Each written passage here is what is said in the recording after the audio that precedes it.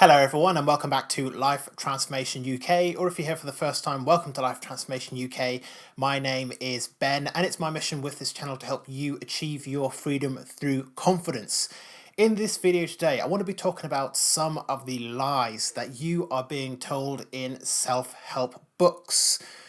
Because I think it's very, very important, especially for me as a coach, somebody that is within the self-improvement industry. I think it's important for me to be honest about my thoughts with the industry and to also make sure that you are aware of some of the ways that self-help and self-improvement can actually hold you back and may even ruin your life in certain areas. I have been in the self-improvement space for about 8 years. I think I'm coming up to my 9th year of kind of being in the self-improvement space, and I've learned a lot, and I've spent a lot of money, a lot of time and a lot of energy on self-help and self-improvement. And over time I've come to learn that it is an industry which is not at all perfect. So in this video I'm going to be sharing 8 lies that the self-improvement industry is feeding you, which might be possibly impacting your life in a negative way. Okay, lie number 1 is that the self-help industry is actually helping people. So there are a lot of self-help gurus out there and self-help books who claim that they are impacting tens of millions, hundreds of millions, maybe even billions of lives on the planet. And I don't believe that this is the case for one main reason. At the moment, as far as I remember, the self-improvement, the self-help industry is worth something like $10 billion. And that continues to rise year on year. Self-help, at least to me, as a coach, I expect that people who become clients of mine should only become clients of mine once, because I should solve their problem. In this case, confidence and self-esteem. I should be able to help them to solve that problem, or at least help them to develop the skills to solve that problem within 3 to 6 months, which is how long a coaching package typically is. And then I should not see that person as a coach again. If I do, it means that I have done a poor job as a coach. Not that I can take 100% responsibility for the client's actions, but what should happen over time is that my potential client base should shrink as I continue to solve or to help and guide people to solve their problems. But what we're seeing in the self-improvement industry as a whole is that it keeps growing and more money is pouring into it, which would suggest that overall self-help does not necessarily help you. And I do have a bunch of other videos on the ways in which self-improvement is not necessarily bad, but if I'm being 100% honest, there is one video that kind of tops it all, and that is James Jani, if I'm pronouncing his name right, his video on toxic self-improvement. So I'm going to leave that as a link down in the description below, where it goes into this a little bit more in detail. And I know that he watched one of my videos a little bit longer ago and left a comment on it. So James, if you are watching, that was an amazing video. I loved it a lot. Keep up the good work. Right, let's move into lie number 2.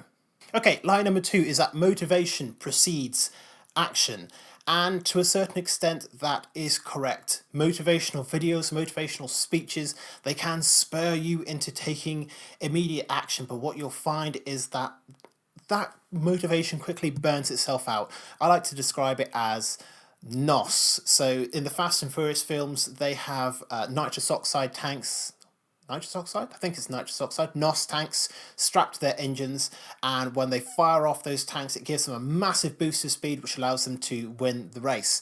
Now, to me, motivation is very much like that. It's like NOS for your mind, and it'll propel you take massive action in the moment, but it burns out really quickly. That's why in the Fast and Furious films, if you fire your NOS tank too early, you tend to lose the race. Motivation does not always precede action because it burns out so quickly. It's got an incredibly short half-life. So instead, what actually precedes most action is discipline and good habits. As I've said many times on this channel, momentum and daily consistent action are much more effective. You have to take small daily steps over time, and that is what helps you to achieve your goals. So no amount of 7-day motivational retreats or 10-minute motivational videos is going to give you the motivation that you need to achieve all of your life goals. Over time, you are just going to need to build up habits and discipline.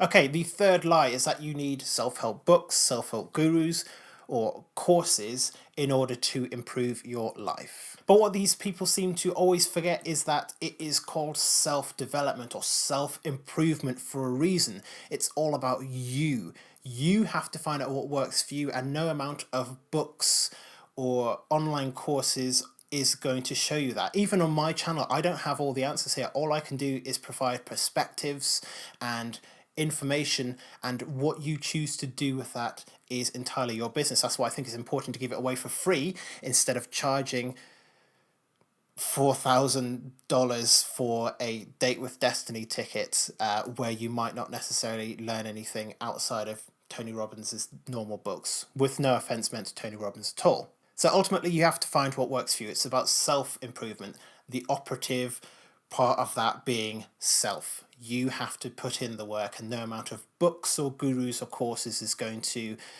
give you the life that you want. Okay, lie number 4 is that you are in total control.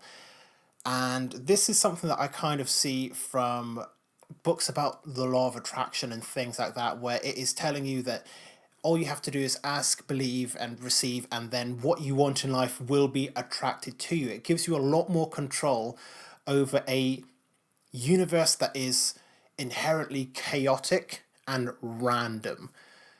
We cannot control everything that goes on. I can't control the economy, government, whether or not a pandemic is going to sweep the world. If I could, I would have cut it off as soon as I possibly could have done, but that's just not the way that the world works. We are not in control. And what this often leads to is an element of victim blaming, so that if you have not achieved your goals, it's because you didn't believe it. You didn't believe that you could. And I think that's a very, very negative approach to take. And it also implies that you attract into your life all the bad things that happen as well. So natural disasters, family members dying, diseases, famine, all that stuff that you attract that into your life. And I don't believe that that's the case. And what that can do is it can really tank people's self-esteem, because if they get cancer, for example, and Rhonda Byrne in her book The Secret more or less implies that that's because of the negative energy that you are putting out in the world. It's coming back and to basically kill you. That's a horrible, horrible position to take. I do not believe in that at all. I do not condone the spreading of that kind of message. Ultimately, we are not in control of a lot of things. The only thing we're in control of is our thoughts and our actions. Everything else is totally chaotic and random. This isn't to say that we can't find meaning in the world, but by trying to exert control over it, using things like the law of attraction and things like that, is ultimately going to cause you a disservice over time. Okay, lie number 5 is continuous and never-ending improvement. I hate this term because it completely detracts away from what self-help was meant to be. It was meant to be about self-acceptance and accepting yourself for who you are and entering that from a place of self-love. And instead, it is continuous never-ending improvement implies that you will never be good enough. You have to keep working harder and harder and learning more. The implication being buying more books, buying more courses, going to more seminars, things like that, spending more money on coaching, instead of just accepting yourself as you are right now, or getting yourself to a point where you say, I am good enough, I don't need to do any more. I would like to be a lot more kind of muscular and bulked out than I am now. But I know that there's going to be a point where I'm going to hit it and I'm going to say, well, I don't need to look like The Rock or Dave Bautista. I'm pretty happy with the way that I am now. There is a point that I can reach where where I can accept that that is the level that I'm going to be happy at.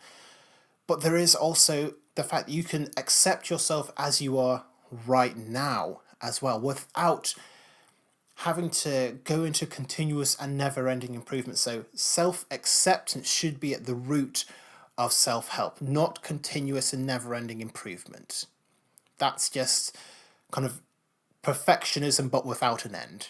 Okay, lie number 6 is that the self-help gimmicks work. Visualization, affirmations, the law of attraction, even to a certain extent meditation, which is something that I've actually come to rate a lot more highly because it has scientific backing. But these gimmicks in themselves will not solve all of your problems. They might be good tools to use, but they are ultimately useless if you aren't taking the action towards working towards the goals that you actually want to achieve. No amount of meditation or affirmations or visualizations is going to turn you into the superhero that all the books kind of promise that you will turn into. And again, this comes back to the point of self-acceptance.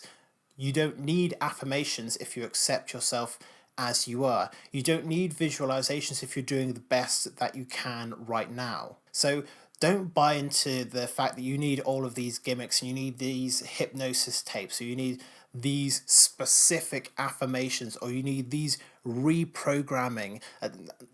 The gimmicks themselves do not work. You have to do the work if you want to get yourself up to a certain level in your life, whether that is in terms of fitness or finances or relationships, whatever it is. You do the work, not the gimmicks. Okay, lie number 7 is that you can do it all yourself. And this is one which I have a bit of a weird opinion on.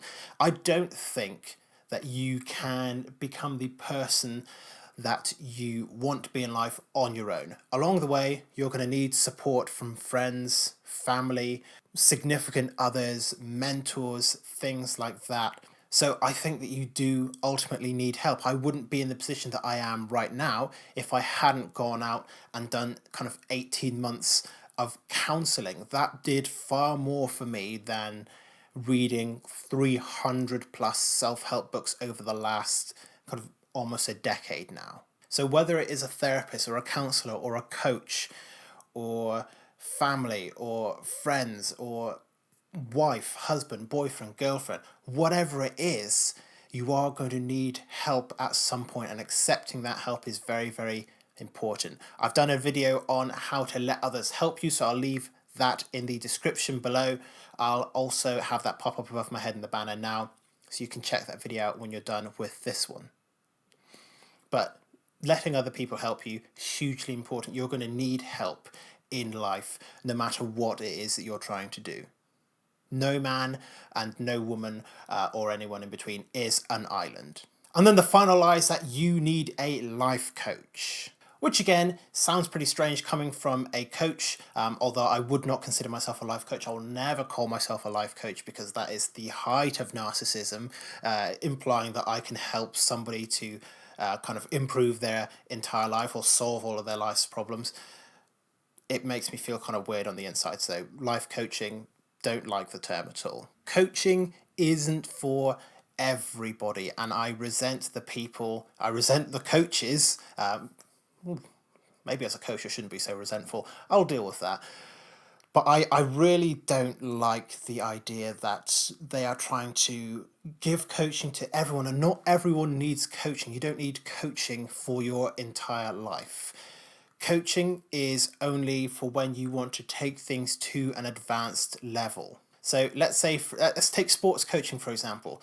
I'm a badminton player. I used to play it competitively at university, but not so much now. But if I wanted to get myself back up to competition level, then I would get a coach. I would get a badminton coach to get me to competition level so that I could play in kind of local tournaments or county tournaments, maybe even a national tournament eventually, because I'm trying to move up to a more advanced level. But if I just wanted to have a knockabout with my mates, if I just wanted to join a casual badminton club, I would not spend money on coaching because I wouldn't need it.